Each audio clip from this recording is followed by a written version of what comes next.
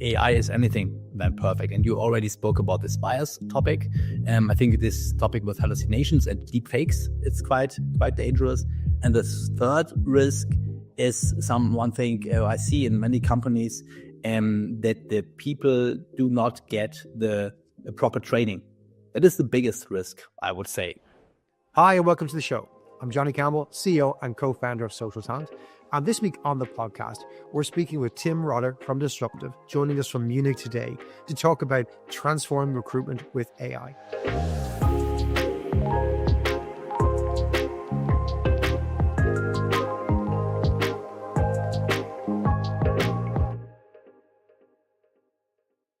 Timm, you're very welcome to the podcast.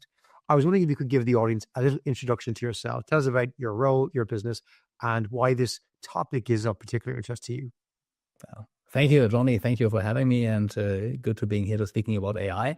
I didn't learn anything with AI in my former life. I come from sports journalism, working as a sports reporter at Bayern München here in Munich. And then in 2010, something really big happened. Facebook came in our lives. The older people in our audience might remember.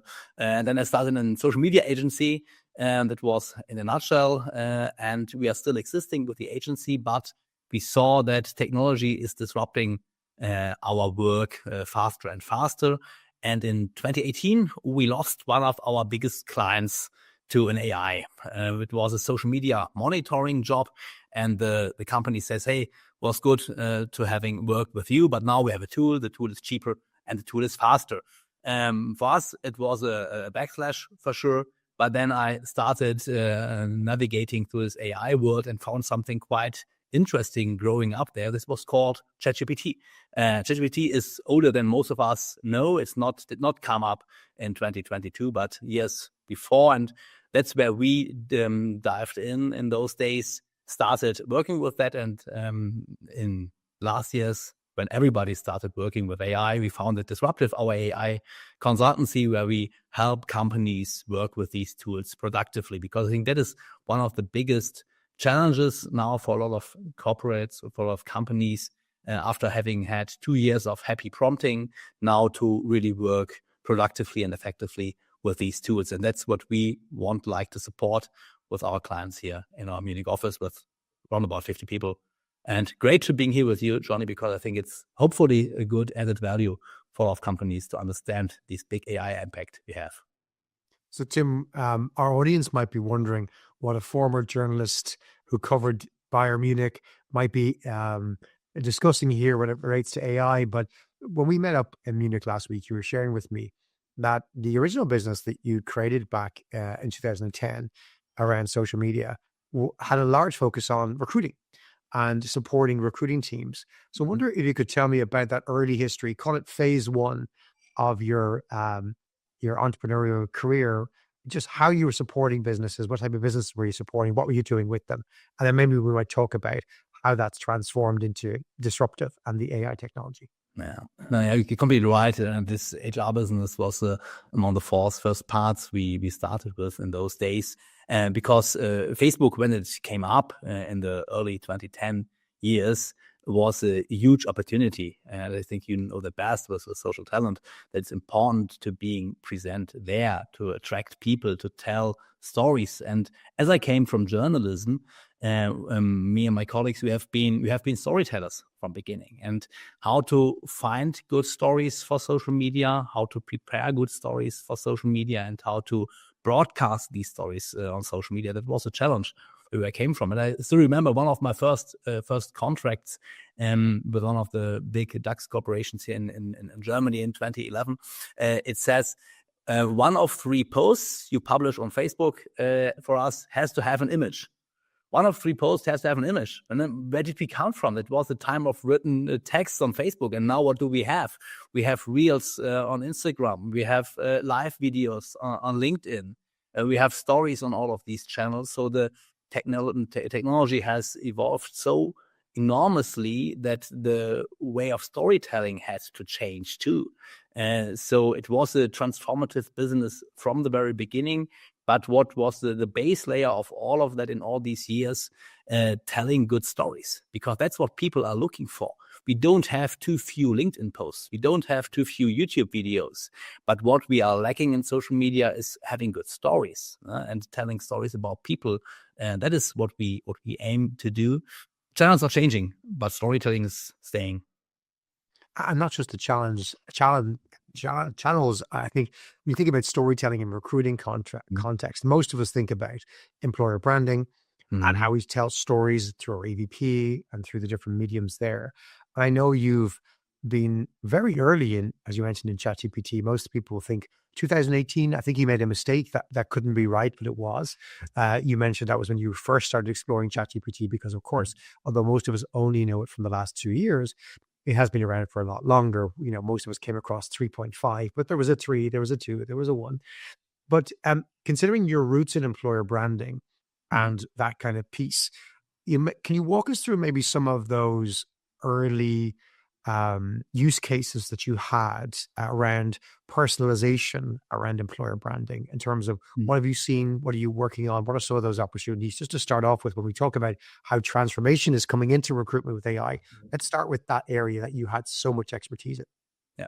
And you mean the time before ChatGPT and the times where?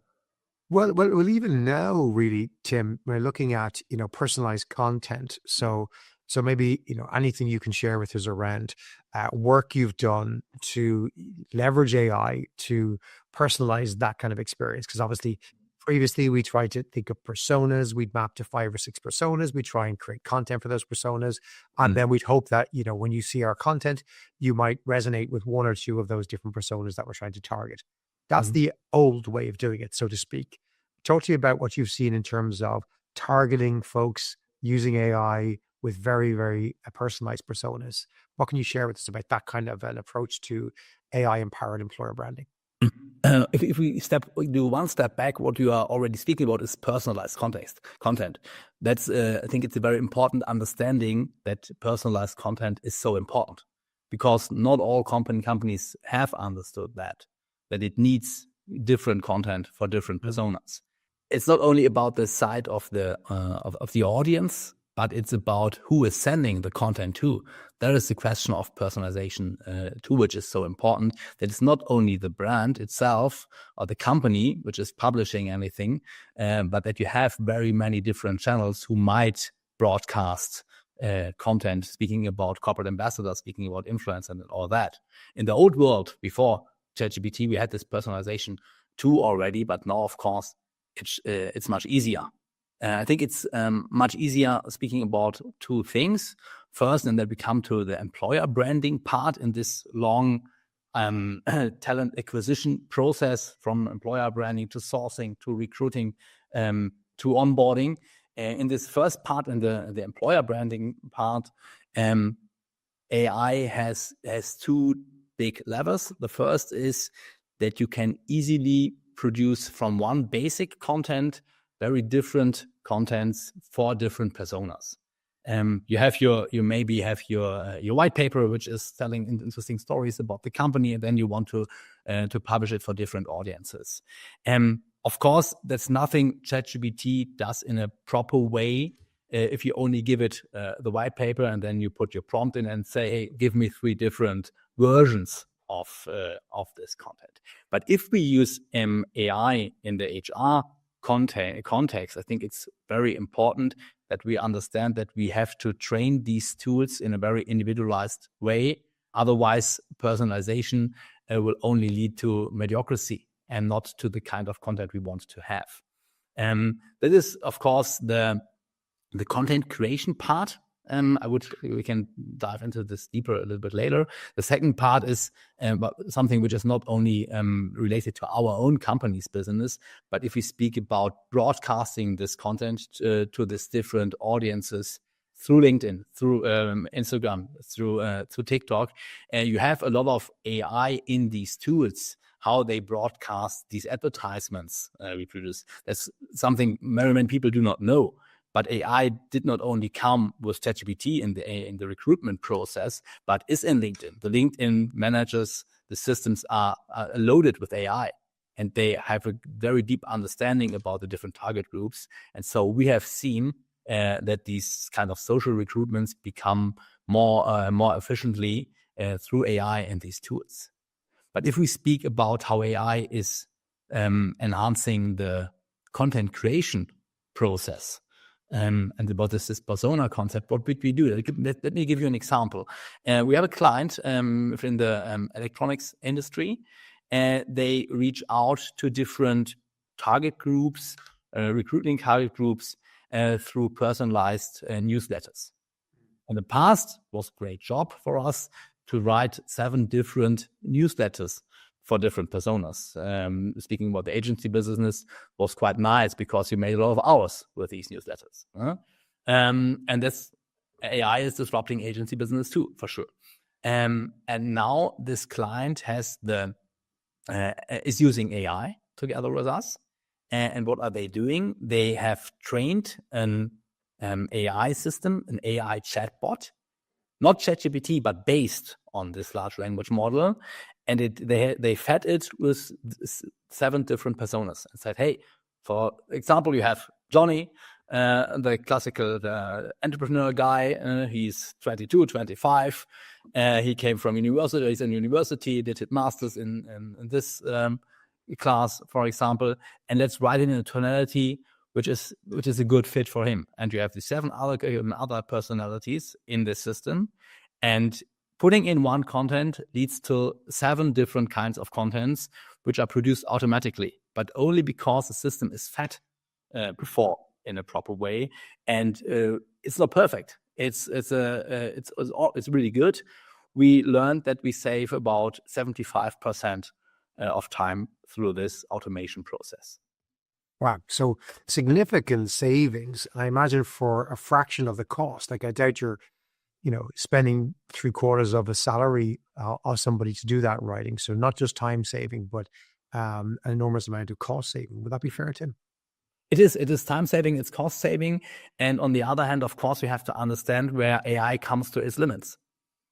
Because in the end, we as the humans, we have the final decision if it's proper content. And even the best AI systems, and I think it's very important speaking about that in such a podcast, because it's not about praising all these new technology which is coming up. In the end, we have the necessity and we have the duty to have a look on that, because even the best AI systems are still hallucinating. And sometimes you have 2 or 3 great, we had this in this project, 2 or 3 great paragraphs of the newsletter text. And in the 4th, there was a hallucination that was not understandable. If we had sent that out, everybody would have seen that it's not human quality assured content. It's us who stand for quality. So it's still, as you would say, reviewed by a human, and that's still necessary. What you've seen on scale is that you still can't just turn it on and let it send out stuff. You do need to keep a human in the loop, so to speak, to approve this. No, sorry. So we're going to think, like, from employer branding and attraction perspective, we see that scale personalization saving 75% of the time. Let's go all the way to the other end of the spectrum, Tim. Mm-hmm. We've made a hire. I know you've advised a lot of customers on the use of AI and technology and video technology in onboarding. Could you maybe talk us through some of the work you've helped customers with there? What have been some of the ideas? What are some of the savings and benefits there? Mm-hmm. And I was speaking about the situation when we already made a hire, right? Mm-hmm. Right. Sam Altman said something quite interesting. He said, through AI, jobs are definitely going to go away, full stop. And he's right, because in all these steps, a lot of jobs are changing and a lot of jobs we are losing. Nevertheless, new jobs come up. And in the end, it's not AI that is going to steal our jobs. It's the AI users who are going to steal the jobs of those who don't use these tools. And I think the situation you are describing is quite a good one.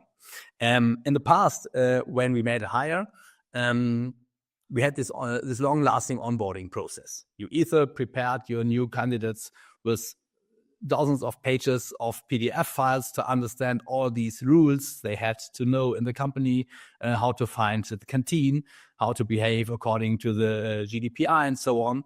And maybe somebody read these 100 pages. Most of them won't have read that. The more modern companies, what did they do? They produced nice videos which explained all these rules you had to follow. And unfortunately, then paragraph 7 of the GDPR changed, and they had to invite the video team to come in again and produce the entire video in a new version for another 10,000 euro. And now the world is changed by AI, and we are working in projects like that with a tool called HeyGen. HeyGen is a tool which produces AI avatars. And these AI avatars are produced once and then can say everything in all languages you want to let them speak. And you can easily prompt in the back end the text like in a Word document, and then the language is appearing. And my avatar is so good that people really do not understand if it's me or if it's my avatar. Here it's me, Johnny, no worries. But it's really difficult to understand. We had a nice case half a year ago when our head of video came to me in the office and asked, hey, Tim, I would like to try something with AI. Would you be so kind to come in the video studio? I want to do a short broadcast. She broadcasted 30 seconds with me, asked me something about my life, and then said, okay, thank you. I'll come back to you later.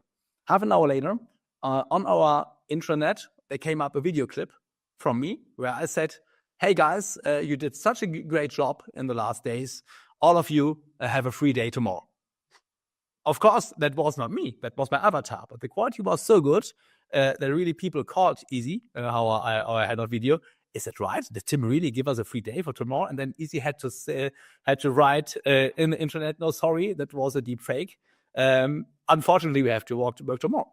And the quality is so good that even people that know you do not understand if it's avatar or not. And this was funny stuff. But let's think about the onboarding process. We have a client in the insurance world. They have to produce all the videos in 17 languages. And Dominic, the colleague who's there in the HR team, is using the same tool. And he has to do an update for the onboarding process. And he uses his avatar and gives advice to all the people in all their mother tongue. And then the colleague from Paris last time called him and said, Dominic, I never knew that you speak French so perfectly. Why don't we speak French? And said, Dominic, sorry, that wasn't me. And it makes it much faster. It makes it much cheaper. And the quality is almost on the quality level we have with real video. It's not in the same quality, but if you understand, if you let the people know that's avatar-based videos, the acceptance is already very high. So far, Tim, we've talked about how the recruiting team can be using AI is very powerful, but let's not forget candidates are potentially using AI. Today, for example, it was shared with me a list of tools from Final Round AI, Offer Genie, Interview Copilot, Luffa, Verve Copilot, Interview with .ai, Locked In AI, Aspect HQ, AI Pure, Job Bump, Offer in AI, Creati AI, interviews.chat, convoku.keck, offergoose.com. There's endless list of tools that I was quite fascinated by this, Tim, but they are tools that can, of course, allow a candidate to write a resume, write a cover letter, apply to 1,000 jobs at once, but also they give them in-screen apps that work in Teams, Zoom, any interview client that show them live what to say, how to respond, guide them in the interview process, like really sophisticated real-time recommendations on what to say and how to respond to a live interviewer. And the interviewer doesn't have a clue this person has all these tools available in their window. Like the equivalent of having those cool goggles you see in sci-fi videos where all the information you need is coming up in front of you and the person you're talking to doesn't even know. Like, what do we do in that kind of a world? How do we navigate that as employers when candidates have the same tech or better tech available to them to get a job? Mm-hmm. Yeah. I think navigating this AI candidate world is a difficult challenge. I like these posts on LinkedIn where they say the 227 best tools in the AI world to do this or that. I think that's shitty content. It does not make sense to think about 227 tools because if you want to work professionally with tools, you have really to deep dive into them. And we, in our AI guidance here in the company, they say we don't use more than 10 tools. because we want to be experts with that. That's to your list you spoke about. But what's happening with the candidate in the candidate world? Yes, we see that too, and we learn, and when we discuss it with clients, it's becoming more and more difficult to understand with whom we are in exchange. Is it the real candidate, or is it two people? Is it the candidate plus his digital body he has there? Yes, it is the digital body. And to be honest, I think we should be happy when our candidates know how to use these tools in a proper way, because it is not a specialist technique to prompt properly with ChatGPT, but it's a culture technique. Everybody has to learn. And the better the people are, the more future ready they might be for some jobs that come up in the future. Nevertheless, how do you understand what's real? Spoke with a recruiter colleague. They have the same challenge, and they say all these written pre-assessments we did in the past, and even the virtual interviews will lose importance in the process. In particular, if you are speaking about high-level positions. Then it's the exchange, the personal exchange in real life, which will become more important in the future. I think it's funny. We have more technology, but the analog exchange becomes more important in some situations. On the other hand, yes, the tools are better, and you have some real-time in-app tools in your video conferences, but you only can use AI on a professional level in a topic if you're really an expert in that. If you started to interview me now about, let's say, semiconductor production, even the best in-app tool would not help me, because I wouldn't do it so fluently. I wouldn't do it so convincingly. And then you change from semiconductor production to something else. Let's say in my last holidays in Paris, AI is not so authentic, so human. The recruiters will know that, and in the end, Johnny, it's your business with social talents to train the recruiters. They have to be retrained too, in a way. They have to understand more the human touch, and the human touch will become more important. Nevertheless, I'm happy for every candidate who is an AI pro, because we all have to understand this big technological disruption we are just experiencing. I like your point, and reminded me a bit of the French play, which became a couple of movies, Cyrano de Bergerac, when Roxanne was the movie that Steve Martin made famous in the late 80s and refilmed. It was Gerard Depardieu as Cyrano de Bergerac and Cyrano later on. But the point being, it's a play from the 1700s where the a person was whispering beside the ugly guy was whispering to the person who was handsome what to say to the beautiful woman to make her fall in love. And eventually, of course, the sham was revealed, and the person who was, not so beautiful but had the beautiful heart and mind was shown, and the person who was just saying all the right things but didn't actually have the substance, didn't become the hero. I think you look at that and you think about AI and candidates and interviewing.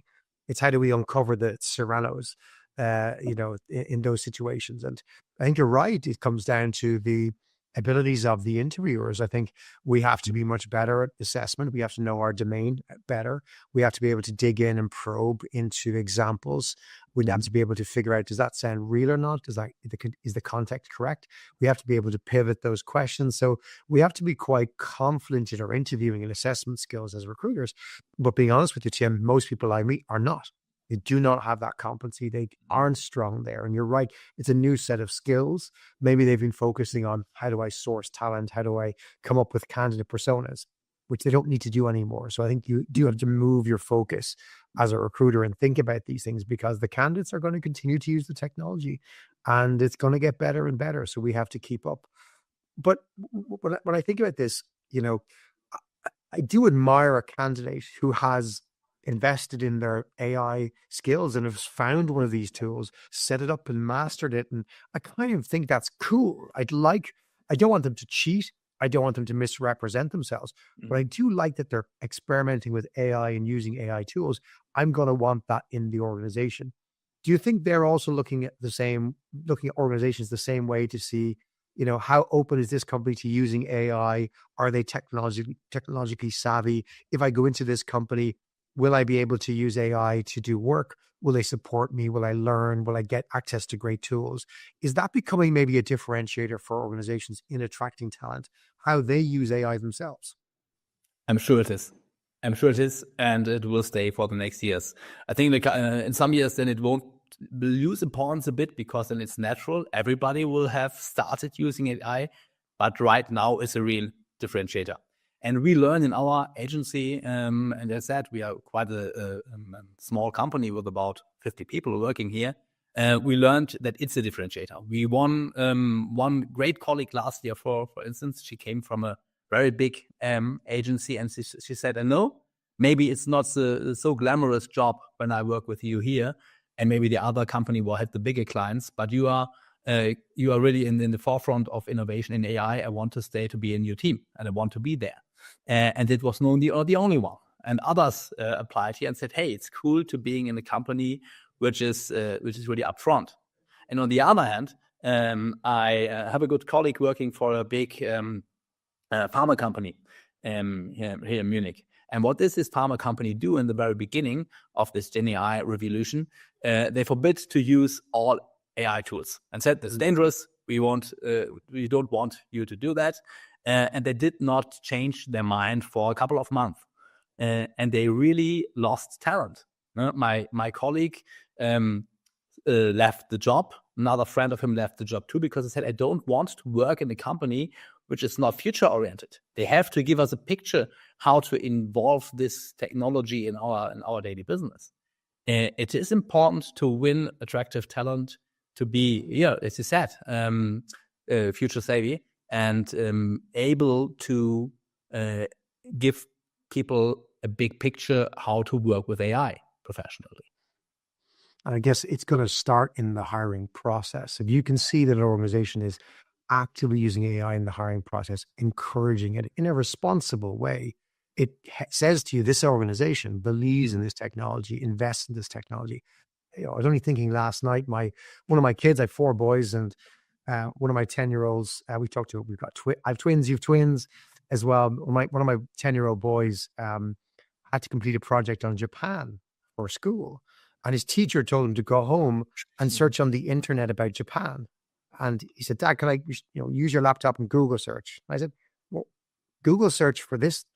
No, that's 2 years ago. I said, let's just ask ChatGPT. And I showed him how to prompt, and you turned on voice, and he spent an hour and a half. I listened into him, and he was prompting ChatGPT brilliantly, tweaking his answers, make that shorter, make that whatever, give me different information on that, looking up manga, looking up sumo wrestling, all these things, and learning, like genuinely learning. Like somebody else might look at that and say, oh, he's cheating because he's asking ChatGPT. No. He's searching for information. He's putting it together. He's augmenting it. And then he's handwriting with a pencil into a journal about Japan, and he's learning. When I think about that and kids like that who will go into the workforce, we want those kids to be brilliant at those tools to get work done when they join the workforce. We want colleagues of all ages to be brilliant at these tools. But are there risks, Tim? Like you and I are both very, very positive about the benefits of AI in recruiting and hiring and in organizations in general. We are investing in this in our businesses. We're on the bus, we're supporters, but should we be sitting back and looking at any genuine risks like bias and everything else? What's your stand on this? And for sure, can you share your opinion? Yeah, for sure, there is risk, and I think it's quite important and to be very, very serious about that, and because AI is anything than perfect. And you already spoke about this bias topic. I think this topic with hallucinations and deep fakes, it's quite dangerous.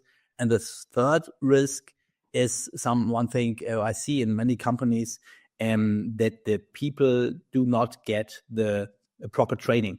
That is the biggest risk, I would say, right now, because if people are not trained properly in an organization, they start doing it on their own, start using tools which maybe are not approved, and they are bringing their own devices and starting with that, and they put data in these tools they should not. So first things first, proper AI training in all organizations should be mandatory. Otherwise, people don't understand the risks and only take this data security risk. Anything you put in an open version of ChatGPT will be stored on US servers. And DeepSeek does not make it better. DeepSeek does not use US servers, but they put it on the Chinese ones. And speaking about GDPR, there are all infringements which happen immediately if you use these tools. So data privacy is the first thing. Second thing is biases. That is quite important, and not so many people know about that. And in particular in the HR process.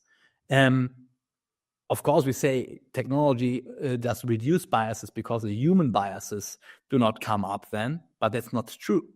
The tools are as biased as we are. Maybe you know this Amazon fail a couple of years ago. Their AI-driven hiring model was a little bit groundbreaking, but it does not work because in all the hiring processes, it preferred male candidates for technical roles. Why did we have this prejudice? Because it emerged from the scars of historical gender imbalances within the company. And therefore, the tool thought, okay, we hired male candidates for tech jobs, so the next one, which should come in our team, must be a man too. And so the female person did not have the same opportunities. We saw it here in Munich when a news channel unveiled that an HR recruiting tool that broadcasted candidate interviews and gave recommendations about their characteristica and their capabilities was not fair but biased. What happened? This tool judged differently about one and the same person depending on if it had a scarf above his head or not.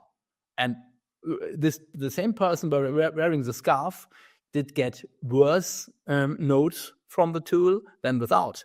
So there are a lot of biases in these tools. We do not understand, we do not see, because the tools are biased in the same way we are biased. Because we trained the tools with our data. And take these poor Amazon engineers a couple of years ago. They put all these data in and they knew, okay, technical candidates are men. So they did not understand that the tool was biased because it gave them the same output they had learned, which was right in the past too. So this bias problem is the second big thing. The first thing is, of course, hallucinations and deep fakes. These tools make mistakes, and even the best ones make mistakes. And that's why we have to stay in the driver's seat. Otherwise, we cannot be sure that it's really safe content. And if you have the word man-machine interaction, there's a reason why men stand in the beginning, because we are the ones who have to be the deciding choices in the end. Timm, you're working with many organizations, helping them embrace AI, train up on AI, run workshops, become fluent, conversant, look at different use cases. If anybody listening to the podcast today is interested in hearing more about what Disruptive does and engaging you and your firm, or joining some of your free webinars, or reading some of your articles, what's the best way to contact you and find out more about you and your business and the thought leadership you put out there? First of all, thanks for the stage, Johnny. Well, I'm on LinkedIn, Timm Rotter for sure. So if anybody has a question, let's go and exchange there. And besides, we set up an AI academy, a digital one for companies to help them that their people can learn AI according to their personalized learning path. And the URL is disruptive-akademie, the German spelling, .de, but you find it with Disruptive and AI agency. Yeah, so thanks a lot for having me, Johnny. It was a great exchange. Learned a lot about your position on these tools and AI. Stay in touch. And everybody out there, one message to the end to everybody out there: AI might not be perfect, but the best time to start with this is now, because the tools are such a big lever in the recruiting world. So let's get started and try it out. Thanks for joining. Tim, thank you so much for joining, sharing your insights, sharing those stories. We're going to put links to your academy in the show notes and to your LinkedIn profile. That's Tim with 2 M's, Rotter with 2 T's. Real pleasure to meet with you last week in Munich to hear more about your business and to have you come on the podcast this week and share those insights and stories. Hopefully that's inspired some other folks here to think about some of the opportunities, use cases, risks. But as you say, there's no better time than now. Best time was yesterday. Second best time is today. Don't wait till tomorrow. Tim, thanks for joining the show. And thank you, the listener, for joining us this week. We'll be back with another podcast this time next week. Don't forget to subscribe wherever you get your podcasts on. And we'll see you soon for Hiring Excellence.